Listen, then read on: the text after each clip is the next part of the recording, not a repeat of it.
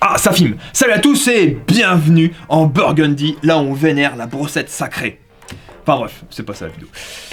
Je pense que vous l'aurez tous reconnu, c'est la Benjamin Armada, une carabine PCP qui est arrivée en 2013, à savoir que celle-ci me tient un peu à cœur parce que j'en possède une. Et aussi, quand on allait en 2013 visiter l'entreprise Crossman, on a eu droit à voir en avant-première la carabine Benjamin Armada, qui était alors un semi-prototype. Enfin, je pense que vous savez tous, une nouvelle Armada est arrivée dans nos contrées. La Benjamin Armada semi-auto. À savoir que la Benjamin Armada va toujours être commercialisée, mais maintenant elle a une petite sœur, la semi-auto. Elles sont assez différentes. Bon, là-dessus pour être franc, le fournisseur, enfin l'importateur, a reçu un tout petit stock, c'est son premier arrivage, donc il a réparti ça autour de tous mes confrères pour que tout le monde en ait. Mais, comme pour la Bulldog 457, ils n'ont pas deux modèles d'essai. Donc, on ne peut pas faire une vidéo d'essai là maintenant, mais je pense que peut-être dans 6 mois, à peu près j'espère, au prochain arrivage, eh bien, on aura un modèle d'essai. Ma vidéo, elle va porter vraiment sur le côté mécanique et les modifications visuelles de la carabine. Allez, c'est parti, on débute la vidéo. Petit aparté. Lors de ma vidéo sur le Glock 41, j'avais fait une petite avant-première de la Bulldog 457 et j'ai omis de présenter le filetage de la Bulldog 457 qui est en M18. Donc voilà, donc un filetage afin de mettre en supplément un silencieux pour silencer la carabine. C'est assez marrant parce que quand ils ont sorti, enfin je parle de Crossman, hein, quand ils ont sorti la Benjamin Armada, ils ont sorti à peu près en même temps la Bulldog. Et là, ils ont refait une nouvelle Bulldog 457. Et ils ont sorti aussi une nouvelle Armada semi-auto. À croire que c'est deux paires, certainement. Bon voilà, ça c'était pour corriger ma petite erreur. Ok, on entame l'explication sur le côté semi-automatique de la carabine.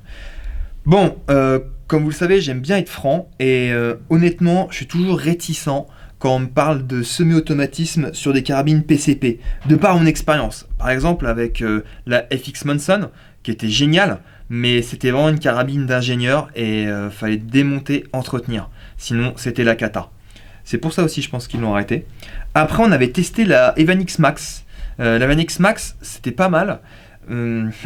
Sauf que ça avait son charme, on va dire. Ça veut dire qu'ils avaient récupéré, pour faire le fonctionnement semi-automatique, ils avaient récupéré un peu la technologie des airsoft électriques.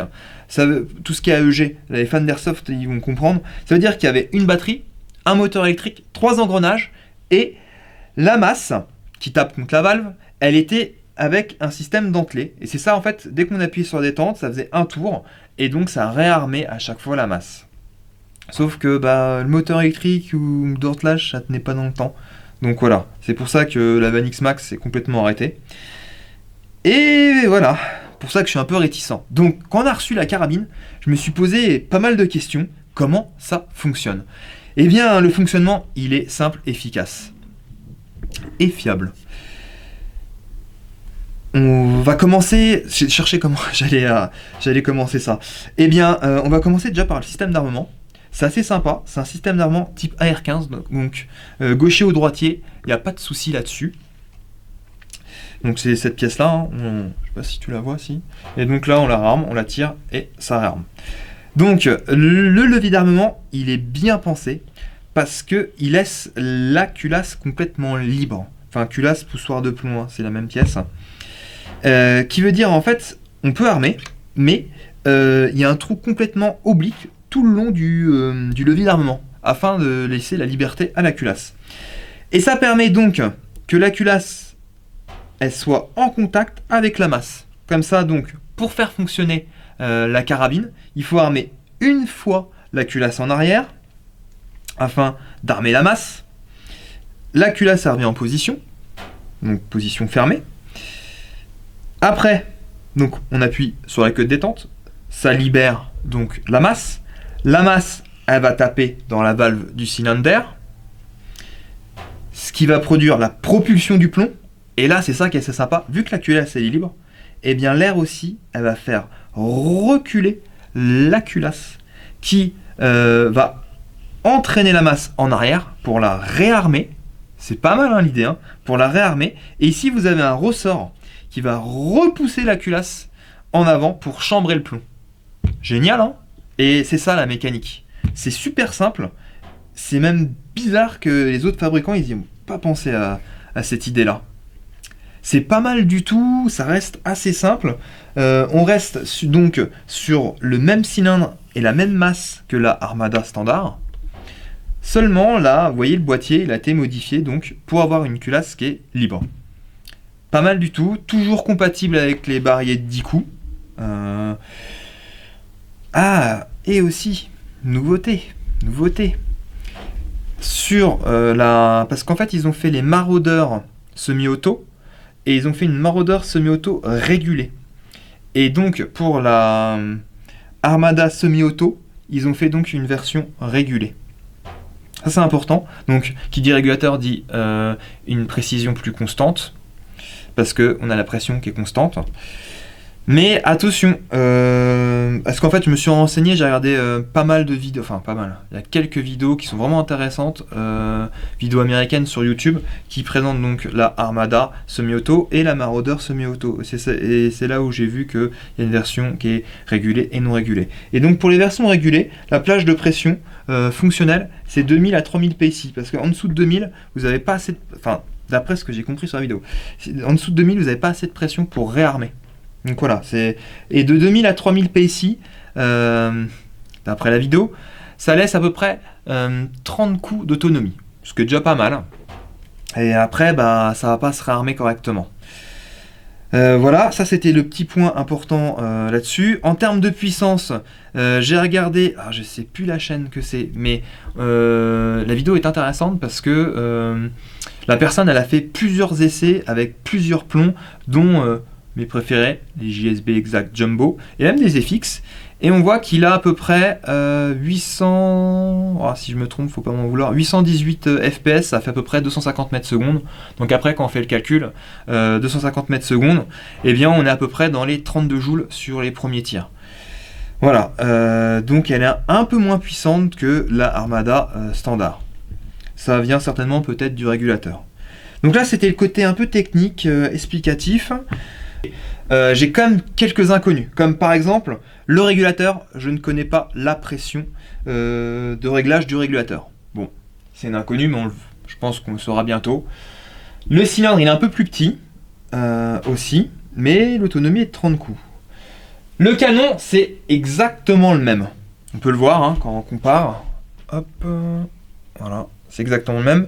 Le boîtier, ils ont gardé la forme du boîtier, mais bon, comme je l'expliquais, ils ont mis le nouveau système de levée d'armement, étant donné que la carabine est semi-automatique. Et je pense que, oui, c'est tout ce qui reste de l'Armada qu'on connaît bien. Hein. Après, si, au niveau du canon, il y a toujours les 6 ou 7 petites chicanes à l'intérieur pour réduire le bruit. Donc là on peut remarquer que le manomètre a fait un déménagement, il est arrivé sur le flanc droit de la carabine. Les rails Picatinny, ça c'est assez sympa, ils ont laissé un rail Picatinny sous le dessous du fût, et là on peut voir qu'il y a une sorte de glissière avec une graduation en pouces si je ne me trompe pas, afin de déplacer à notre convenance le rail sur à peu près 22 cm. C'est cool hein.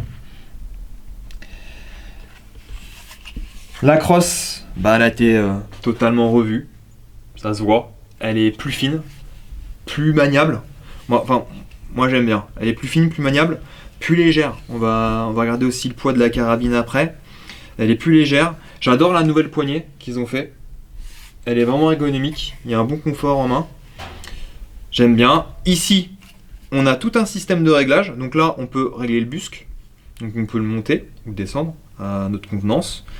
Là aussi, on peut régler à l'aide des deux vis ici. Là, avec ces deux vis-là, on peut régler la profondeur, enfin la longueur de la crosse. En plus, dans le sac, ils fournissent, alors je sais pas comment ça s'appelle, une extension, je vais dire, une extension un peu plus grande pour ceux qui ont des grands bras. Et aussi, on peut régler la hauteur du talon de crosse. Pratique ça. Super pratique. La détente, alors je ne l'ai pas testé, mais la détente, elle fait à peu près moins d'1 kg. Elle est pas réglable, mais avec 1 kg, on est à peu près sur les poids de détente FX, ils sont à 700-800 grammes. Donc on est à peu près sur le même poids de détente. Toujours une sécurité afin de bloquer totalement toute action sur la détente. Rail Picatinny. Le rail Picatinny, je pense qu'il... Ah non, le rail Picatinny, il n'a pas changé. C'est exactement le même pour monter une lunette optique. Voilà, toujours le même système de rechargement en Quick Connect.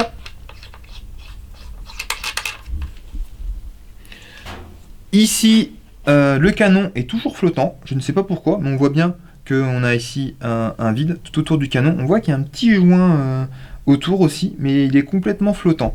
Bon, eh bien, ça va être classé encore en inconnu. Je ne sais pas pourquoi ils ont laissé un vide entre le canon et le collier. En tout cas, moi qui suis partisan du canon flottant, et ainsi celui-ci, il n'est pas influencé par le collier, donc j'aime bien.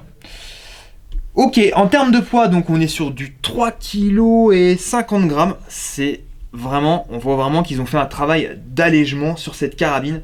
C'est vrai que c'est beaucoup plus confortable, beaucoup plus maniable. J'aime beaucoup. Je me vois bien tirer à l'épaule avec une petite 39-40 à 50 mètres avec cette carabine. Tiens, en parlant de ça, petite bouteille à la mer. J'espère et j'ai hâte de pouvoir l'essayer quand il y aura un modèle d'essai. Certainement, peut-être cet été. C'est vrai que ouais, je me vois bien déjà. Je m'imagine déjà en train de tirer avec cet été en faisant un petit tir à longue distance avec. Ok, bon bah on a fait le tour du propriétaire de cette carabine. Cette vidéo, je l'ai faite le réveillon de Noël, le soir du réveillon de Noël. Donc je sais pas exactement quand elle va sortir. Donc au cas où, je vous souhaite de bonnes fêtes de fin d'année ou peut-être une bonne année. Je sais pas exactement quand on l'aura compilé et tout ça. Donc sur ce, je vous dis à bientôt et Burgundy Power!